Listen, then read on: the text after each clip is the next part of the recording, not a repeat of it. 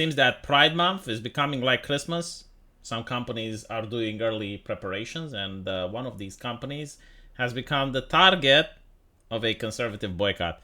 Now, when I heard about it, I was curious what exactly did they do. I didn't really trust the press because they're saying, oh, well, they were selling LGBT items. And I'm thinking, like, almost every store sells LGBT items. Like, why exactly did Target become the ire of conservatives? And when you look at it, it appears that, number one, they were selling LGBT items for infants. And also the fact that they were selling items from a renowned Satanist. A Satanist who is apparently renowned for saying things like burn down the system. Harmful messaging. Homophobe hardest. Also say Satan respects pronouns and other type of apparel. The Satanist in question is a person by the name of Abraplanels Eric Carnel. And his merchandise was found in the kids section, which upset a lot of conservatives. And of course, Target CEO came out and said that for more than a decade, Target has offered an assortment of products aimed at celebrating Pride Month. I don't know if this is the statement you want to go with when the items in question were from a Satanist, and then you say, well, we were celebrating Pride Month, but if only I had a time machine and get this news story, I don't know, like 10 years into the past, not even 20. Would have made some interesting and very funny reactions from people. Since introducing this year's collection, we've experienced threats impacting our team members. None of them have been released. We don't really know what threats. I mean, we live in the age of smartphones. If such a threat would exist, I'm pretty sure it would have gone viral. The police is a thing last time I checked, so you could have called the cops. I don't know what threats he is talking about, but I haven't heard about anyone being arrested. This to me seems more to be like a thing where they want to please the right and the left as well. So they want to take down these products, but they don't want to upset the left. So they're saying like, look, these right-wingers, they're violent, very unhinged individuals. So we just got to do what we got to do. And in the name of safety and well-being, we decided to take them down. So, given these volatile circumstances, we're making adjustments to our plans, including removing items that have been at the center of the most significant confrontational behavior. Our focus now is on moving forward with our continuing commitment of the LGBTQIA plus community and standing with them as we celebrate Pride Month. Do you guys understand anything from this? It's like, yeah, we love the gays, but we're going to take down these items, and we're going to stand with the gays while doing it. Yeah, no, they're in a very tough spot, right? Because this is what happens now. If you virtue signal to the left, you piss off the conservative. If you please the conservative, you piss off the left. So the best thing to do as a corporation is to shut the fuck up and just sell the product, right? Now, in the case of Target, I would like to point out, I do think they should be able to sell literally whatever they want. But unfortunately, we do not happen to live in my world, in my perfect version of reality. We live in the world of stakeholder capitalism, where the stakeholder is the customer.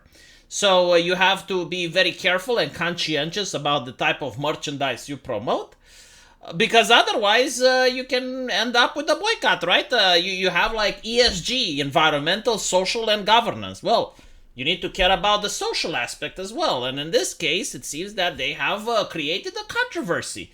I am not the one saying this. It seems that the people that are refusing to buy there say this, and their voice is loud enough in order to cause damage of $9 billion.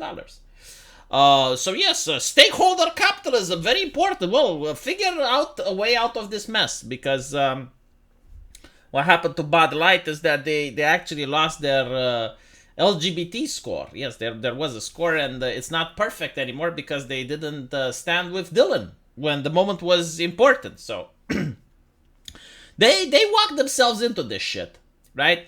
So 4 years ago, I would have definitely said that what's happening to Target is not okay. They should be able to sell whatever they want. They should be like a platform, and things should be there. And if you have a problem, like, take it with the person that created the merchandise. Do not take it with the store that has the merchandise on display. But again, we do not live in my world. I do not set the meta. I just play by the rules. And the rules are this, that if you're offended, this is the correct, moral, righteous way, right? Like accountability and all of that. But what's interesting is that $9 billion is not actual sales damage to the company. We do not know if the company is going to suffer any damage in sales. What we do know is that the investors have lost $9 billion worth of faith. So basically, they're saying that the prices for this company is not worth as much as it used to be. We will see when the sales come. When it comes to boycotting, the right is getting an adrenaline rush and a little bit of a dopamine rush from the Bud Light controversy. Because after several decades, they realized, hold on, like, we do have purchasing power. And companies should listen to us, because at the end of the day, we're the customers, and if we don't buy from the companies, we hurt them financially. And it is a very pleasant experience, I assume, to bring a billion-dollar corporation to its knees and have it apologize and acknowledge that you are important. This is why the left has done boycotts for so long, and they boycotted Chick-fil-A, and they boycotted many other companies. And it's not necessarily because of ideologies, that people like feeling that they belong to a movement. They like feeling that they're accomplishing something. And the right-wingers, after going after Bud Light, they're now trying to find other companies to go after. Personally, this mutually assured destruction is something that I believe in the future will get companies to shut the fuck up. Because if you virtue signal to the left, you piss off the right. If you virtue signal to the right, you piss off the left. So the best thing to do is just shut the fuck up and sell the product. Personally, I don't think Target deserves it, because there's other companies that are far worse. But, it is what's happening. I do not organize any boycotts or anything, so I'm just observing and reporting on the news.